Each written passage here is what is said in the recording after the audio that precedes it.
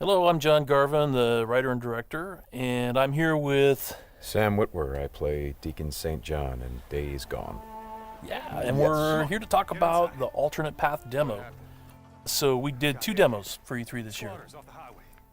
One you guys saw at the media showcase, and this one we showed behind closed doors on the floor at E3. And so for the first time, we're releasing it online so that everybody can kind of take a look at it. And I thought I'd just talk a little bit about, what the differences are, and just kind of just show you what we were trying to accomplish this year. Yeah, I mean, the most obvious difference so far is the last one was nighttime during the rain, and this is daytime during the snow. Yeah, and it's not just cosmetic, and I think that's one of the things we really wanted to emphasize, because this time we're showing sort of a day in the life of Deacon. You see he's on the drifter bike here. We wanted to show a little more of the bike riding and how the weather can kind of impact that. So we have this drifting mechanic, right? You see him kind of slipping and sliding around a little bit. Changes the handling of the bike. That's really interesting. Now, there were wolves there last time, John, and these wolves would pursue you down this road, and then Deacon had to turn his back, shoot a wolf, and he got clotheslined right up there, didn't he? Yeah, exactly. So this time you see that he wasn't being chased by the wolves. That's a dynamic event that can that can happen or not. It just depends on when you're playing the game. Interesting. And this time Deacon saw the ambush and he was able to avoid it. So he kind of comes up and around and behind them. So does weather impacts whether these creatures show up or not in daytime, nighttime, all that stuff? Yeah, absolutely. So especially the freakers, they come out, they're mostly nocturnal, but they will come out as the weather gets colder. They become stronger in the cold. Right. And so that will, again, kind of change up the way the game plays. That's very, very, I kind of love that you decided to do this as a demo to show 2 completely different iterations on the same exact mission in the game. Yes, exactly. So we wanted to have, the job is basically the same. Deacon hears that his buddy's in trouble, rides out to save his life. And, as you can see here, this is a completely different experience from what we showed in the first demo. In the first one, Deacon gets clotheslined, and it sounded very painful, by the way. Oh, speaking of painful, okay, so the combat in this game is fairly brutal. John, you want to talk about that a little bit? Well, we just wanted to make it as realistic as possible. So, yeah, we're not holding back on that at all. And Sam's done most of his own stunt work for this.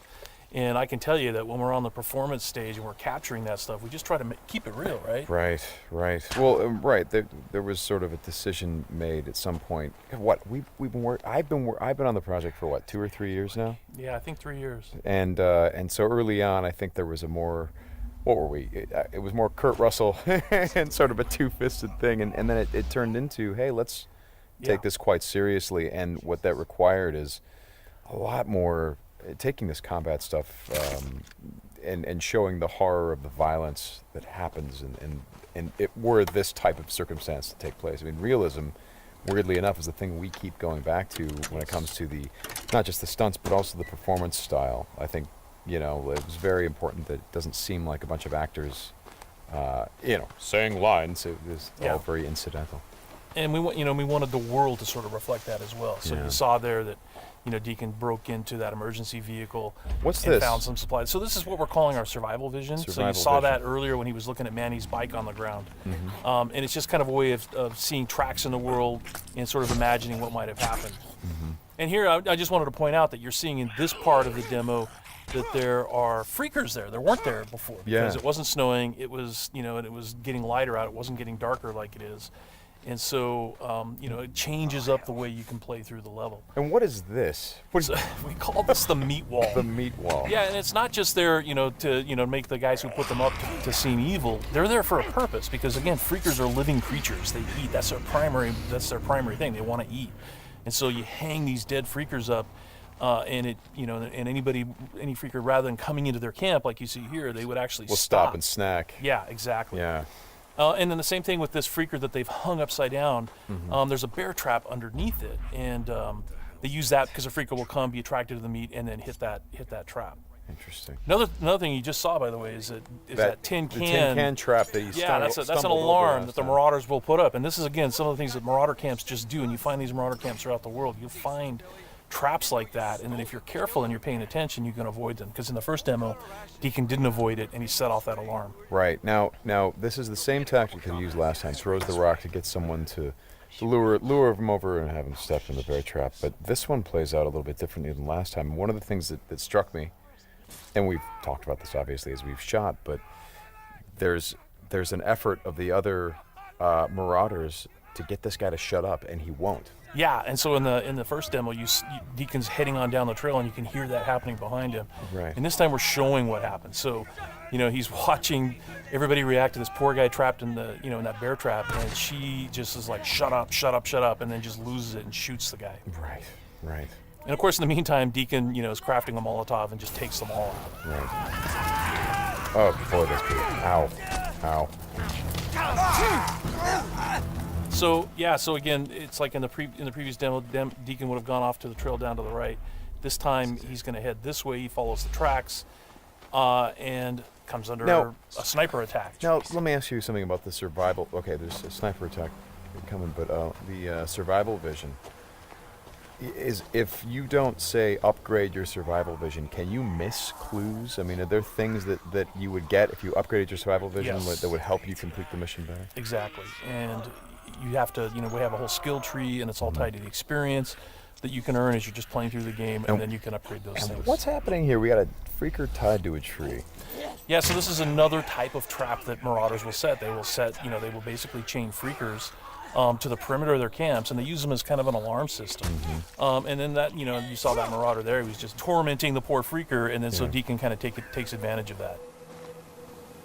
Well, and you think for a moment that Deacon is the guy, he's sort of helping the freaker by, getting the guy that taunted him. Is like, no, and then he's going to take the freaker out right afterward. Exactly. And this is a bit of silent sniping using the crossbow.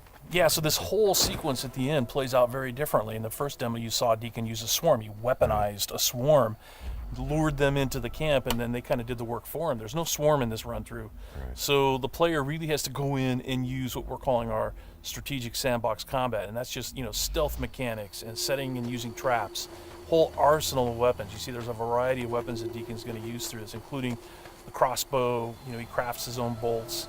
And he's got to figure out how to get up to Manny, just using his combat skills instead of doing it strategically. So straighten me out. Those bonfires, were those there in the previous demo? No, they weren't. Right. So that's another big difference. Is that if you come here during the day, it's like in the media showcase demo, there was like kind of a fight club thing going on. Right. They were punching each other, and everybody was just sort of getting into it. Nobody's really paying attention to what's going on. Yeah. And now it's getting dark and it's cold out. So they've built these bonfires. So. And again, it's not just a cosmetic change in the way the... Well, it's cold, right? Yeah, it's because it's cold. They have to build some... So it changes the way the Marauders behave in the level. Mm-hmm. Well, that's very... Again, this is part of the reason why I love that you did this as a demo, because the behavior of all of these things, not just the freakers, but the Marauders, everything, there's a logic to it. You can track why they're doing the things that they're doing. And you can use it to your advantage in the gameplay. That's kind of what I like about this so much.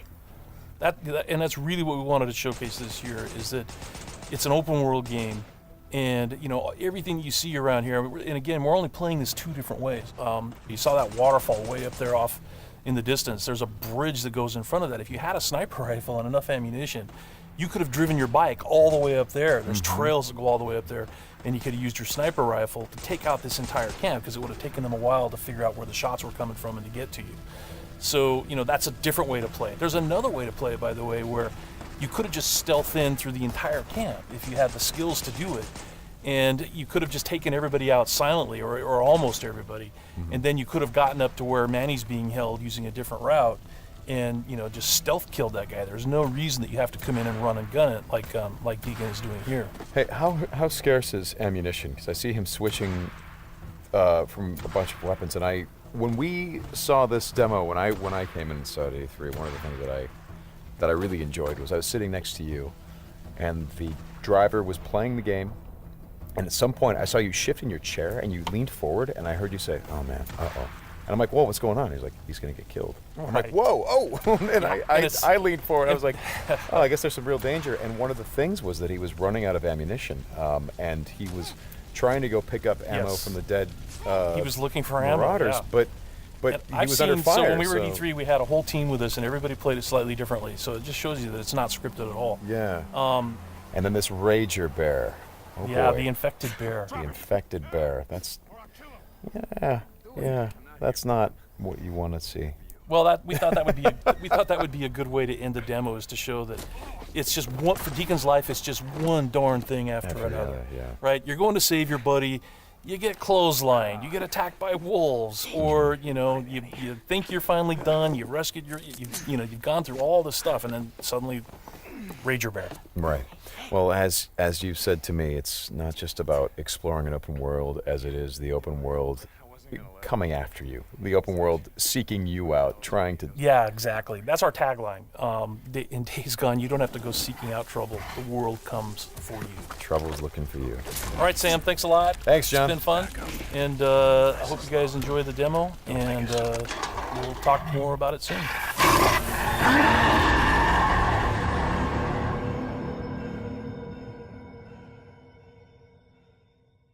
PlayStation